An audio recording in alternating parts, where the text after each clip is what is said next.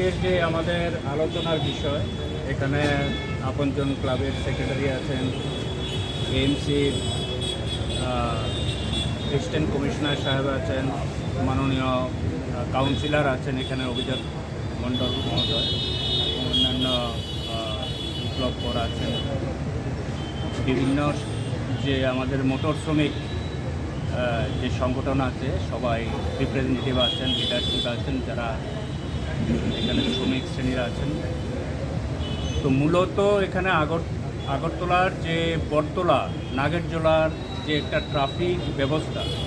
এবং ট্রাফিকের সঙ্গে যে অন্যান্য যে বিষয়গুলো আছে, এখানে একটা সুশৃঙ্খল পরিবেশ আমরা যাতে মেনটেন করতে পারি, সবার মতামত নিয়ে, সবার সহযোগিতা নিয়ে আমরা এই যে বটতলা এবং নাগরজোলা এরিয়া যে ট্রাফিক ব্যবস্থা এবং ট্রাফিক